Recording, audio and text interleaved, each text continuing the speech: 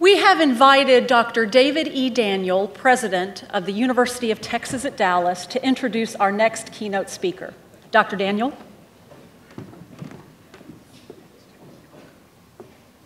Well, thank you, Judith. It's my honor to introduce our keynote speaker, Dr. Teresa Sullivan, President of the University of Virginia. There's a biographical background in your notebook, and I won't repeat that, but let me give you just a little bit of information about Dr. Sullivan.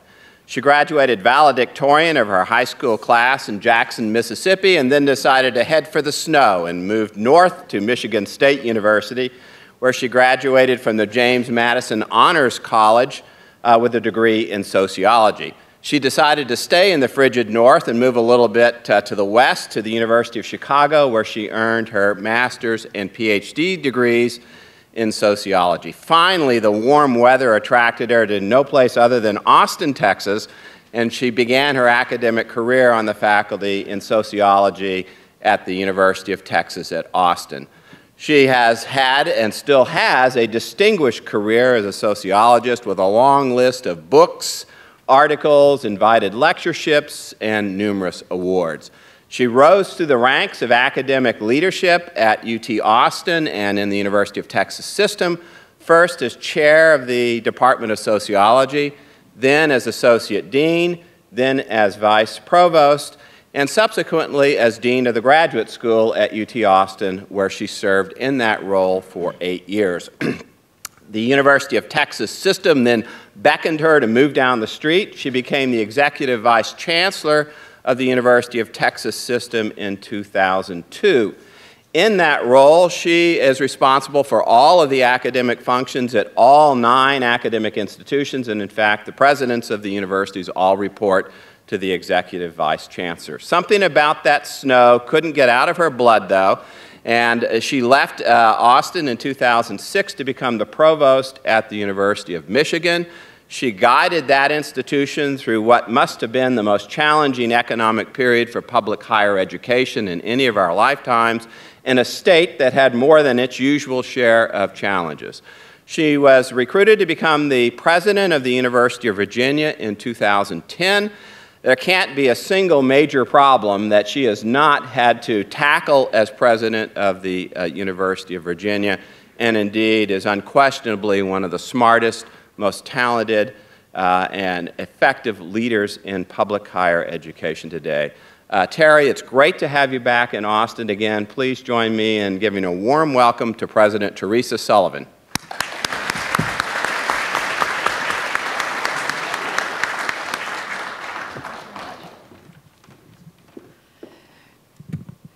Well, thank you, David, and thank you all for that warm welcome. Because I spent so many years working here in Austin, coming back here always feels like a real homecoming. And there is the fact that there's 18 inches of snow on the ground in Charlottesville. But I agreed to participate in the symposium back in October of last year when we didn't know there'd be snow on the ground in Charlottesville. And I have been looking forward to it ever since. You have a great title for today's symposium: The Purposes of Higher Education in the 21st Century. And notice that purposes is plural. And I think that's appropriate because higher education is not defined by a single exclusive purpose. It has a multiplicity of purposes, and they're complex and wide-ranging in their effects. You know, indeed, our own institutions often have multiple missions, and it's very easy for legislators, boards, and others to focus exclusively on one mission and forget the others. Let me start today by sharing an article that ran in Bloomberg News under the headline, "American Universities Infected by Foreign Spies." In recent years, according to this article, intelligence operatives from East Asia and the Middle East have been trying to obtain classified and proprietary information from our universities, either by asking to review academic papers or by requesting to study with professors here under the guise of scholarly collaboration. According to the FBI, attempts from East Asia increased 8-fold in 2010 compared with the earlier year, and attempts from the Middle East doubled in the same period. In one instance, the hosts of an international conference invited an American researcher to submit a paper. And when she gave her talk at the conference, they hooked up a thumb drive to her laptop and downloaded all of her files. Well, they say imitation is the sincerest form of flattery, and if that's true, we should all be really flattered because of all the invasive attention we've received from foreign countries. But there's a heavy vein of irony in this story. At the very moment when many countries seek to imitate our research universities because they see them as a model of what they want, and at a time when some countries are even dispatching spies to steal our ideas, higher education here at home is being scrutinized, criticized, and in some cases, openly attacked. This at a time when one of the purposes of higher education should be thought of as national security and national competitiveness. Last year, I was invited to the University of Freiburg to speak with the leaders of the League of European Research Universities. They are planning on investing billions of euros in their universities because they understand how important universities are to their future. China at one point was opening the equivalent of an Ohio State University every month. The amount of physical capital being pumped into Chinese universities right now is almost unimaginable to all of us. And yet here we find that our universities are under duress, especially the public universities. I don't really have to list all the challenges. You know them as well as I do, but they include the progressive erosion of both state and federal funding, the sharpened focus on efficiency and productivity, the increased demand for access and affordability, and the demand to produce more degrees, the greater pressure for accountability, and so on. And this pressure is not just financial. Many of the long-held and fundamental values of higher learning are being called into question. Among these are the essential value of a college education, the value of basic research, the value of the traditional residential approach to teaching and learning, and even the idea that public education is an instrument of public good. So what does that mean for those of us who work in higher education? Well, it means that we have to be our own best ambassadors. We need ourselves to understand what the purposes of higher education are. We need to articulate the value of those purposes. And we need to communicate that value to the media, to the legislators, and to the American public. Well, it's clear that educating students is our first purpose. And that is maybe the only purpose for many of our constituencies. They focus on education and maybe particularly on undergraduate education. So one of the reasons for that focus, of course, is that every society faces the problem of how to integrate its young adults into adult society. In the United States, we used to have multiple avenues for doing this. We had the military with a large number of people in uniform. We had apprenticeships and on-the-job training. And then we also had colleges and universities. But today, we have outsourced the preparation of individuals almost exclusively to the college and university sector. The military has drastically downsized, the apprenticeship programs have largely withered away, and the on-the-job training many employers don't wish to pay for anymore. Instead, they wish the individual to pay for that training, preferably at a college or university. In addition, as if that were not enough, American industry, which once did a great deal of research and development, has now outsourced much of its research function to the universities, with a majority of R&D activity in the United States now happening in universities, and not in corporate settings such as Bell Labs, which no longer exists. So educating students is our first purpose. But what's the main objective of that education we provide? Is it training students for careers, or do we simply serve as a credentialing service for the employers? Could our purpose be more abundant? Is it to prepare students for achievement and fulfillment in a broader context as they become professionals, public citizens, community leaders, parents, and so on?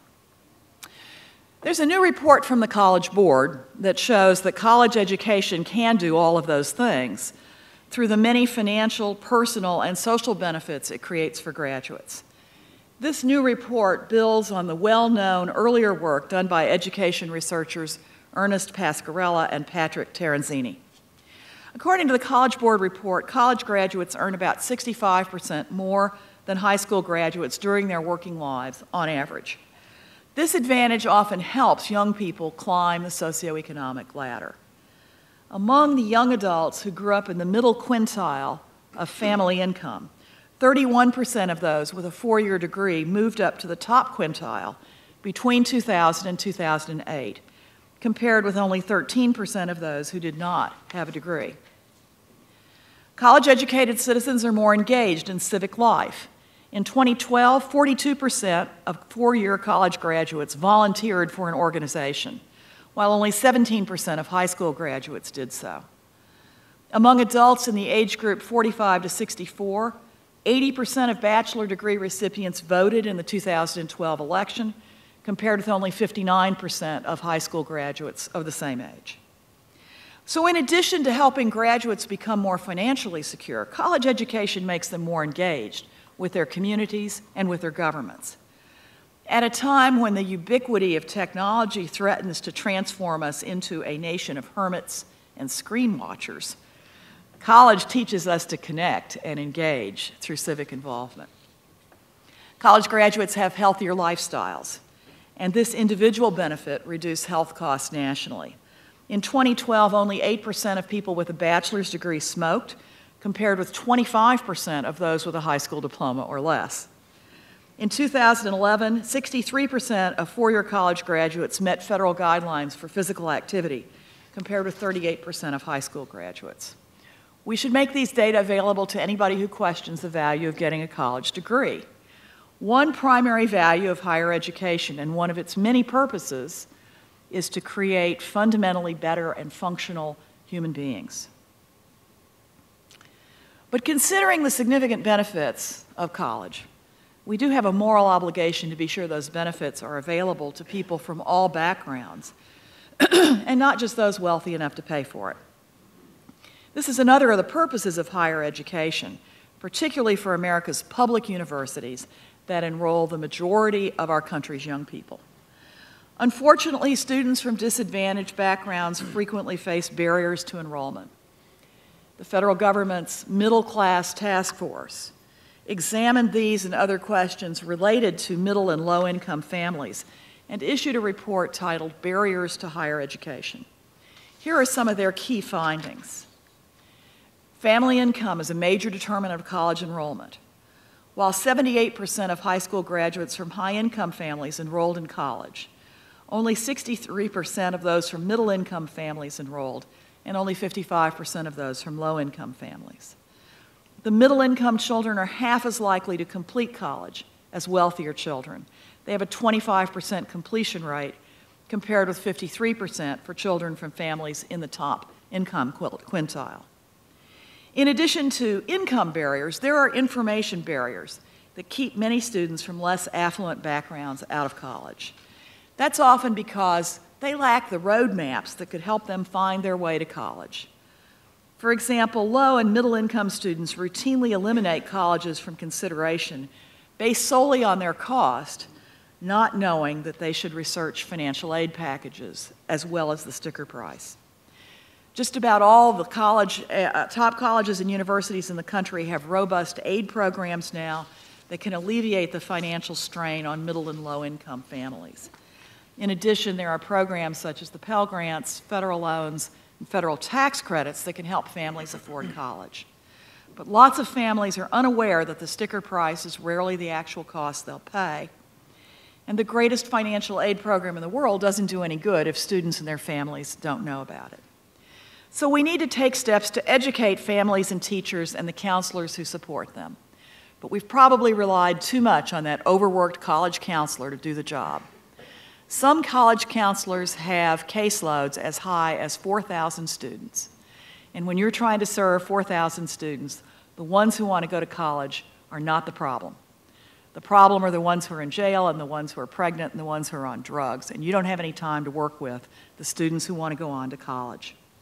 At the University of Virginia, we've developed a strategy to aggressively recruit and support and graduate high-achieving students who need financial assistance.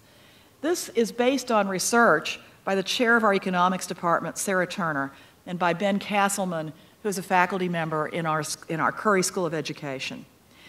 So Sarah Turner's research examines the reasons that high-achieving, low-income teens choose not to enroll in the nation's top colleges. And Mr. Castleman's research focuses on the ways we can support prospective first-generation college students throughout the application process. As part of our strategy, we're identifying high-achieving students with need and sending them personalized text messages to help them understand college cost, need-based financial aid, net price, and the all-important deadlines. We will continue to give them personalized advice throughout the application and financial aid process. As another facet of this strategy, we're strengthening our partnerships with high schools in low-income areas and with regional college access organizations that work closely with at-risk students. The advantage to working with these college access organizations is that they often touch high school students in a setting other than the high school, for example, in a church setting. So in the past year, we've developed partnerships with organizations such as the Posse Foundation, and our first Posse will come from the city of Houston and will enter UVA this coming fall. The Mastery Charter School in Philadelphia, and in our own state, the Achievable Dream organization located in Newport News. And we add these to a number of longstanding partnerships such as QuestBridge and the College Bound Initiative in New York City. UVA launched the Virginia College Advising Corps in 2005, originally called the College Guide Program, to help improve college access for low-income, first-generation, and underrepresented students in Virginia. This later became the model for the National College Advising Corps. Here in Texas, you have the Advise Tex College Advising Corps, sponsored by the Coordinating Board and by College for All Texans, with support from private foundations and businesses. The beauty of these programs is that they place recent college graduates in high schools to help assist low-income and first-generation students with the applications, financial aid, and scholarship information, and also help them with the transition to college. And these programs work. Since the Virginia College Advising Corps began in 2005, its advisors have helped over 8,000 students enroll in college, most of these students who might never otherwise have come. As we work together on this issue, I've proposed an idea to fix an access problem related to the free application for federal student aid, or Fafsa, which is the form required to qualify for Pell Grants and other forms of financial aid. The way things stand now, high school seniors submit the Fafsa between January and March using the recent year tax information. This means families must begin the Fafsa process getting their W-2 forms from employers maybe on January 31st if the employer is on time, maybe later, because many employers are hard-pressed to deliver the forms on time. The parents must then file their taxes immediately because they need their tax returns to complete the Fafsa. Most schools have a March 1 deadline for financial aid because the schools have to calculate their aid packages by April 1st. So the time crunch is obvious. Parents who need financial aid have the shortest month of the year to complete two complex forms, the 1040 and Fafsa. I've proposed that we allow students to complete FAFSA as early as the spring of their junior years, using information from their parents' tax filing in April of their junior year, instead of waiting to file in their senior years. What this timetable would do is to give families and universities the summer, fall, and winter to work on the forms and to provide assistance to them in completing the forms. And it would allow financial aid offices to give more assistance during the application process. There are some obstacles we would need to overcome to make this change with FAFSA, including checking to make sure their parents didn't win the lottery during the senior year, so the tax return is no longer a good indication. But for most of the low-income families that would qualify for financial aid, there is very little difference in their income tax return from one year to another.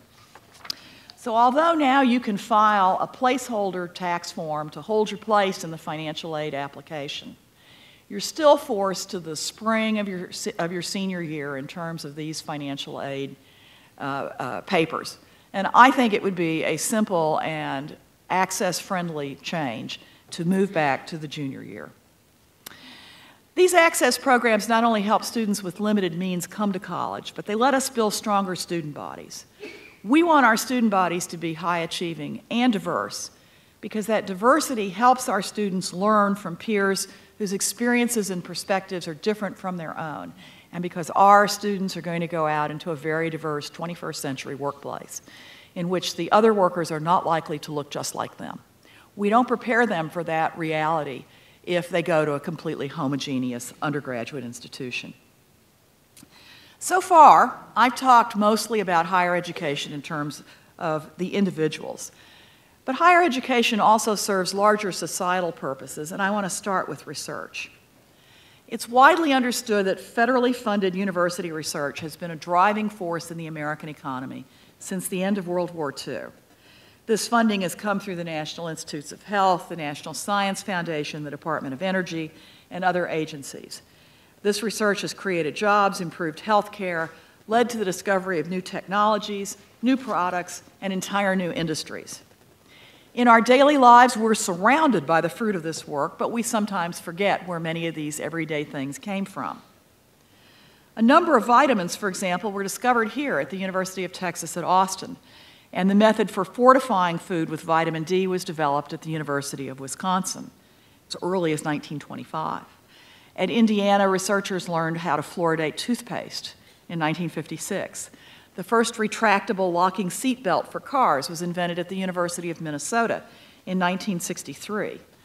Liquid crystal display, or LCD, now used in digital watches and flat panel display screens all over the world, was invented at Kent State in 1967. Gatorade was invented at the University of Florida in 1966 because researchers noticed that many of their athletes were getting dehydrated during practices and games. They needed a beverage to replenish the combination of water, carbohydrates, and electrolytes they were losing in the humid Florida heat. The researchers invented a new sports drink and named it after the Gators. The Gator football team beat Georgia Tech to win its first Orange Bowl the year after they started drinking Gatorade. And that was a powerful ad. Critics who cast doubt on the value of higher education and the value of research are surrounded by evidence to the contrary. The value of research should be evident to them every time they drink a glass of vitamin D fortified milk, every time they buckle their seatbelt, and every time they switch on their flat panel TVs. But many of these discoveries would not have happened without the slow and painstaking work of basic research. There was a time in our history when corporations and major industrial labs did much of this basic research. But as I've already mentioned, the corporations pulled back from basic research and focused on development, partly because of the fixation on quarterly profits. Fortunately, universities are well suited to focus on basic research. We have a culture that fosters long-term thinking, and curiosity and creativity are valued over the long term, as opposed to the short-term perspective that prevails in companies that live and die by what their shareholders think of the bottom line. Because university researchers are able to remain focused on the long view, they have the freedom to conduct the kind of innovative research that leads to technological advancements. This is another one of our important purposes. I view this from the perspective of a Research One university president because I can see the results of the research firsthand. Let me share a few examples of some research being conducted at UVA right now. Not because that is necessarily the best and most compelling research, but because it's close at hand to me, and you can find your own examples in your own institutions. An estimated 780 million people worldwide have no access to clean water, and millions of people die every year from drinking dirty water. To address this problem, a UVA research team has developed silver-impregnated ceramic tablets that are effective at disinfecting contaminated water. The tablets are simple and inexpensive to produce, and indeed can be produced in local potteries, and they can be dropped into a large water container to continually disinfect the water for up to 6 months. The researchers are making the tablets available in rural areas of South Africa where access to clean water is limited. And this project has the potential to improve the human condition for millions of people around the world. Through our Recover housing program, students and faculty work together to design safe, affordable, transitional housing for people who are affected by natural disasters. Remember those formaldehyde-impregnated FEMA trailers after Hurricane Katrina? Well, these projects are currently underway in New Orleans, Haiti, Nicaragua, Honduras, Ghana, and other locations, because this new type of transitional housing could help people all over the planet who are affected by hurricanes, tornadoes, and other natural disasters. In another project, UVA has partnered with public schools in Charlottesville to create the country's first lab school with advanced manufacturing capability. The lab school gets young students excited about careers in STEM fields at a time when producing a STEM-capable workforce is essential for our national competitiveness. These stories of game-changing research are my hometown examples, but you can find similar examples here in Austin, in College Station, in Ann Arbor, Palo Alto, and everywhere there are excellent universities. Another one of our purposes in higher education is to shape and lead the discourse on issues of national importance at a time when many Americans are frustrated with the bickering and grandstanding in Washington, D.C. Our universities can bring an evidence-based, nonpartisan, civil approach to major issues that need addressing. The Miller Center for Public Affairs at UVA was founded to do exactly that, to find constructive solutions to big problems through civil discussion and policy development. In one recent example, the Miller Center formed a National War Powers Commission co-chaired by former U.S. Secretaries of State James Baker and Warren Christopher to examine the process by which the United States decides to go to war. The commission recommended the repeal of the War Powers Resolution of 1973 and the enactment of a War Powers Consultation Act to replace it. The Consultation Act would call for greater involvement of both legislative and executive branches in building domestic understanding and political support for military action. Just last month, U.S. Senators Tim Kaine and John McCain introduced war powers bipartisan legislation in the Senate that closely mirrors the legislation proposed by the Miller Center's commission. Universities should lead our national discourse, even when we have to turn the spotlight on ourselves to do so, and even when the topic may be painful or difficult. Just last week, we held a two-day conference at UVA to examine the complex issues related to sexual misconduct on America's college campuses. More than 250 student affairs professionals, sexual violence experts, and student leaders came together to share information, ideas, and procedures. The presidents of UCLA, the University of Montana, North Carolina Chapel Hill, Dartmouth, and Amherst colleges joined me in participating in the conference. Sexual misconduct is one of the most troubling issues colleges and universities are facing, and by shedding light on the issues related to education, adjudication, and prevention, we hope to develop some solutions to reduce, and I hope stop, sexual misconduct. Dartmouth is planning a follow-up conference for this July when we can compare what we've been able to accomplish. Even here today, through this symposium on the purposes of higher education, we're taking a leadership position in the national discourse. By sorting through the issues we face in colleges and universities and identifying best practices for educating students and driving innovation in the 21st century, we fulfill another one of our purposes in higher education. That is, we frame the future. I want to discuss one final purpose of higher education, and then we'll have some time for Q&A. This last purpose may be our most crucial purpose of all. To introduce it, let's go back in time a little more than a half century. In 1953, scientists James Watson and Francis Crick, working together at Cambridge University, came up with the idea that the molecular structure of DNA might look like a twisted ladder, the double helix. For years, scientists struggled with the question of how DNA was structured and how it stored genetic information. The idea of the double helix solved the dilemma and paved the way for the field of molecular biology. It gave us insights into the genetic code and how protein synthesis works. Decades later, it helped produce genetic engineering, rapid gene sequencing, and other techniques that became the foundation of biotechnology. This one big idea changed our approach to the teaching of biology. Most of us don't have zoology and botany departments anymore because it rendered zoology and botany not obsolete, but out of date, and it transformed our view of human disease and health. We hear a lot of discussion these days about disruptive technology in higher education, with the rise of MOOCs and hybrid classes and other forms of technology-enhanced instruction. But one of our many purposes in higher education, and one of our greatest purposes, is to generate disruptive ideas. Ideas like Watson and Crick's that changed everything.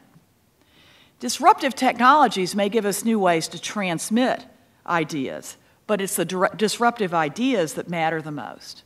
They destroy preconceived notions and they dismantle previously held theories, while they open undiscovered avenues to new knowledge.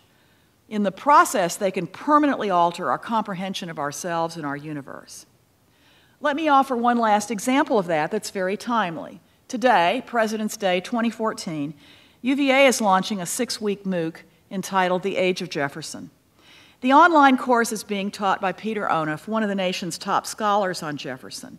It's one of 11 MOOCs we're offering this year through Coursera.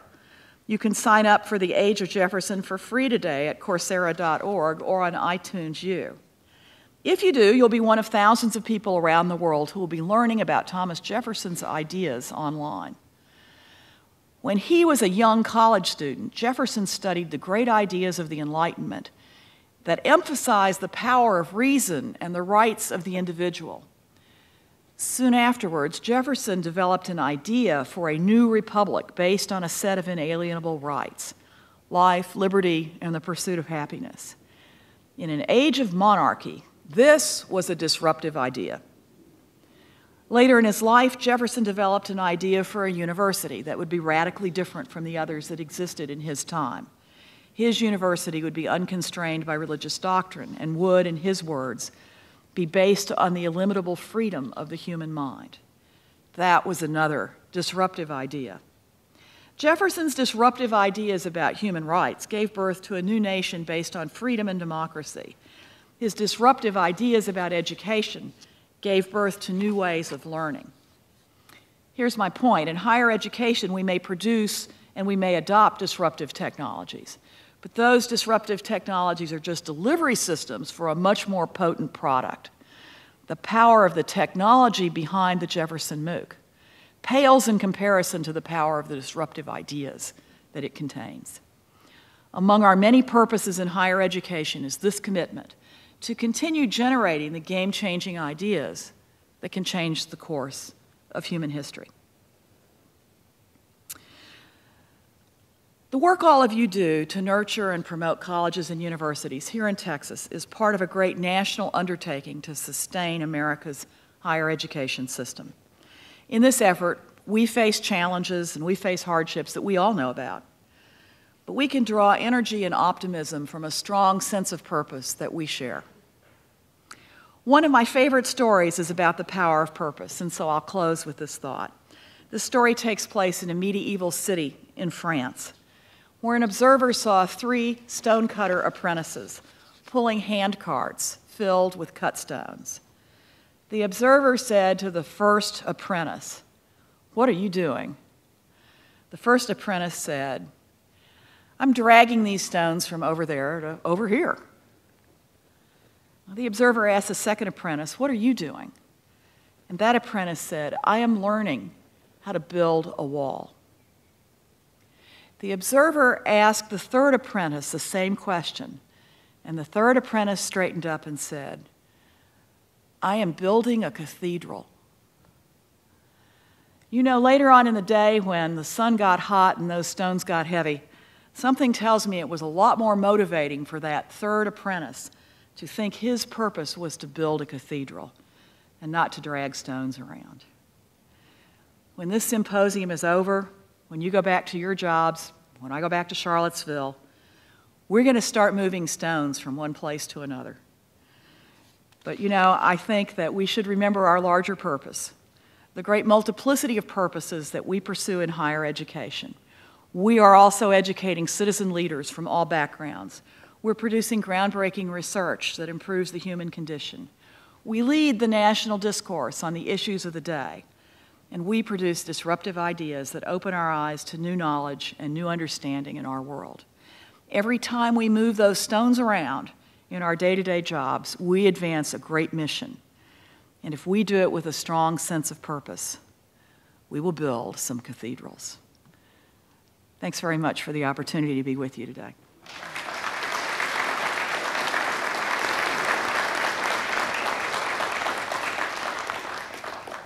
So now I will have time to do some Q&A with you, and I think I see the microphone there.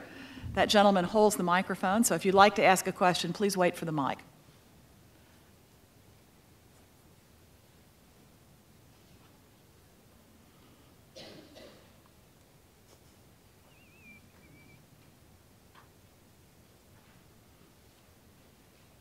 I'll start. We've got one right here. Oh, there's one. Thank you, David. Dr. Sullivan, we hear you mentioned research and the great role that the research universities of America play in advancement of society. We here in Texas, while you were away in Virginia, have had some conversation about the importance of research in higher education. And as we think about the purposes of higher education, I wonder if you'd perhaps dig a little bit deeper on that subject of research and how it affects education and why it's critical to the purpose of higher education in the 21st century. Sure, thank you. Well, I'll be happy to start with, I think, the most basic reason, which is research is the way faculty members learn. And for them to be good teachers, they need to keep learning. We've all heard the kind of hackneyed image of the faculty member who, with his yellowed lecture notes, who comes into class and is reciting the same things that the same professor said 20 years ago. That's not a professor any one of us want teaching in our university.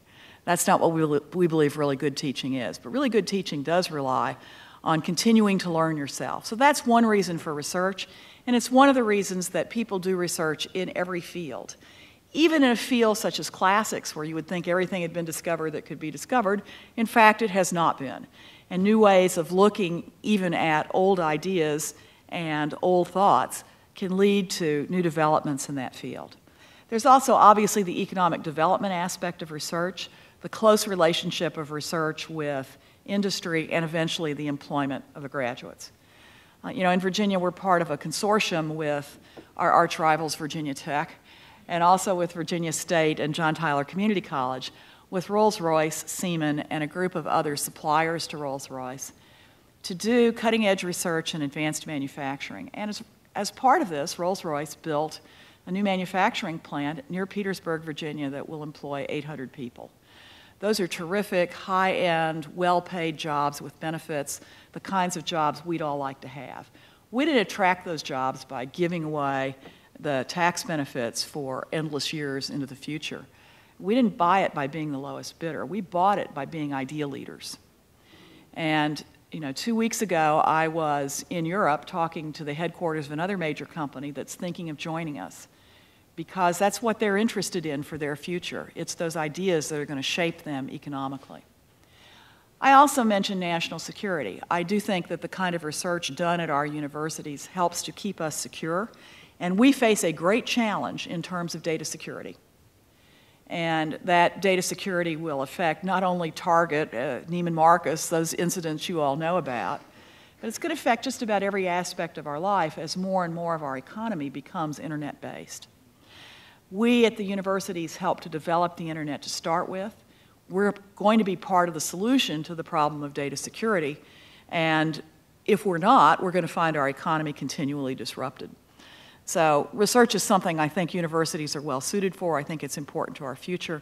I think we do our best job in preparing even our undergraduates when they've learned how to find new knowledge from working with us. And that is something that can happen in every community college. It can happen in every four-year school. It's not limited just to the research universities. Thank you for the question, David.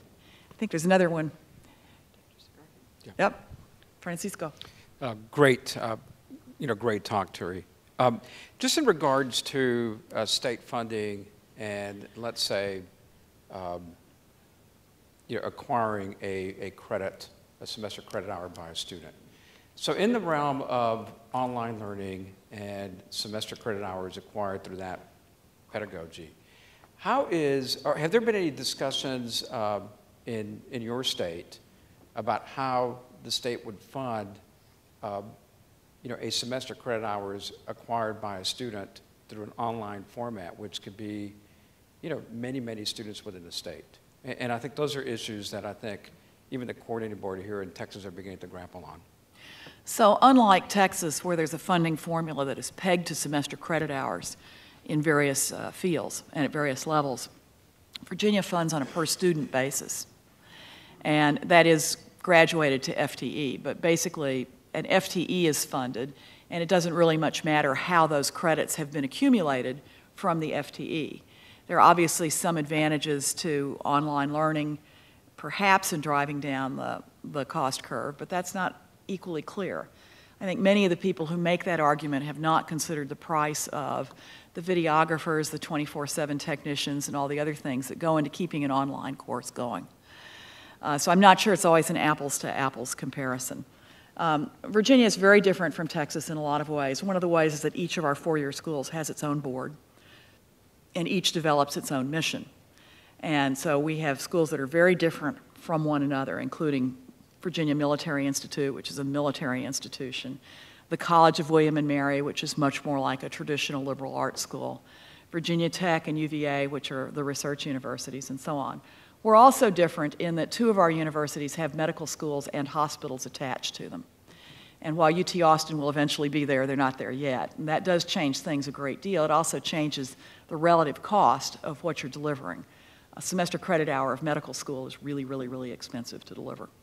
So that's one of the reasons we don't have the kind of formula funding that you have here in Texas.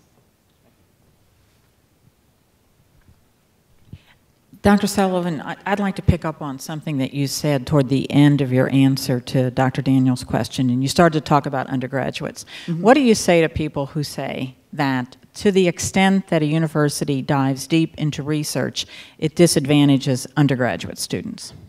Well, I think it depends entirely on how the university does that. There are ways in which you can make sure that your best professors spend all their time on research and never see an undergraduate, that tuition funds get shuffled off to help provide the researchers with their seed money and so on and so forth. But it doesn't have to be that way.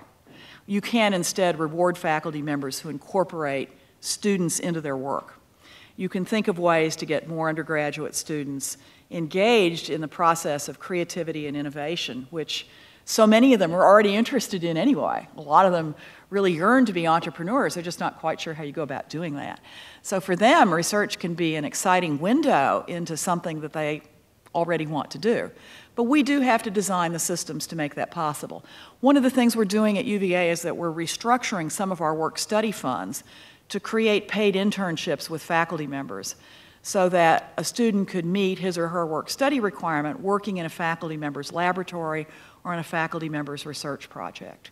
That's one way you can send the message to students that not only do we think research is important, we think it's so important, we're going to pay you for doing that.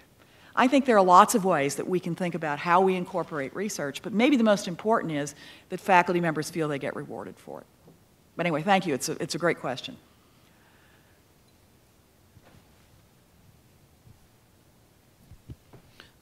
Mark Schneider. So one of the questions is about the disruption facing universities.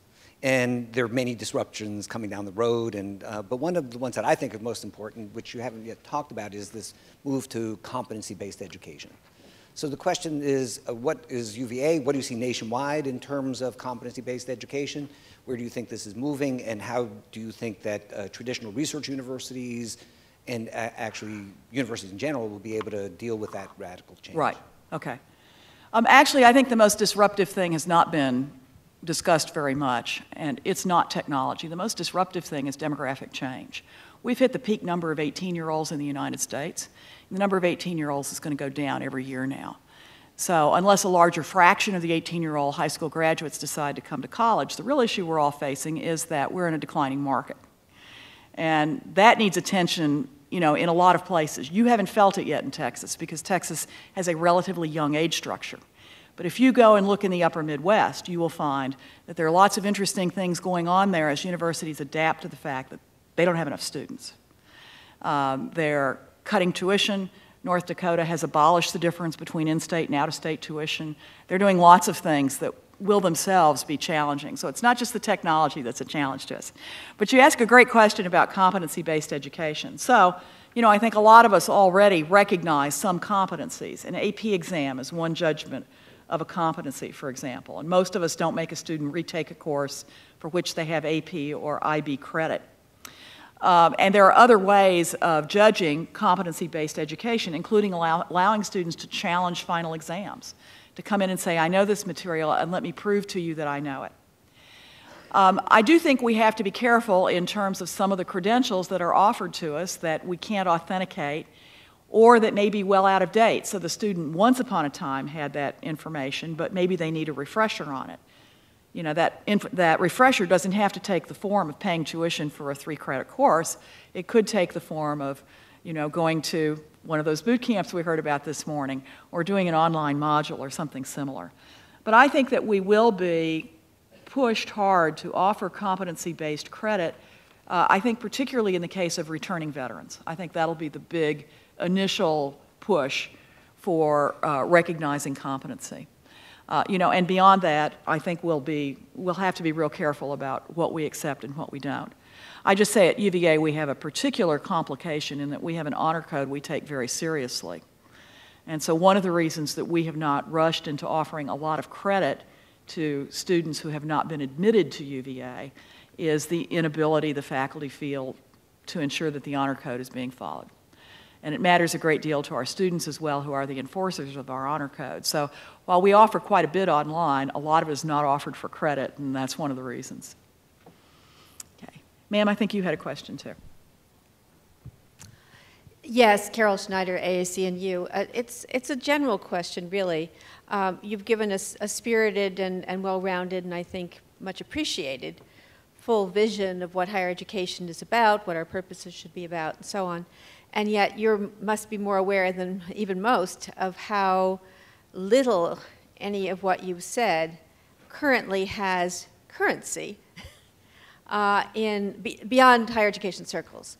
So I'm interested in what you may already be thinking of doing or people like you are doing, starting to do, to try to engage the thought leadership that you represent with a broader dialogue, which really is not concerned with any of this and indifferent to its disappearance. So a really important constituency is your alumni. And your alumni care not only about your university, but they're also often very interested in higher education more broadly. They want their children to go to college. They want colleges to be strong and active. And, you know, many of them have not previously been challenged to be politically active on behalf of higher education. As it happens, we had a little incident in Charlottesville 2 years ago that got our alumni pretty active. And it was the first time our legislators had ever heard from UVA alumni. And the effect was it scared them to death. And they now know that there are a large number of alumni in their district who could get mobilized. You've got the same thing. Also, you have probably got a pretty satisfied group of parents. You should engage them in talking with you too. You know, my experience is that parents are really happy with the experience their children are having, and they're happy to tell their neighbors and others about it. They could also tell their elected political officials, I'm very happy with what my child has received in the way of higher education. Those are messages that legislators listen to, but when legislators only get the messages from the advocates of interest groups or from for-profit organizations who have a financial interest in taking students away from us, or from other groups that have an interest maybe in selling certain kinds of services or goods to universities, then it's not surprising that they all tend to lean in the same direction. We are not permitted to lobby as public institutions. There's limits on what we can do, but within those limits, there's still more action we could take. Private institutions, and I know your organization has a lot of private institutions as too, they don't have nearly the same limitations on them that we have. And so there's even more that many of the private institutions could do.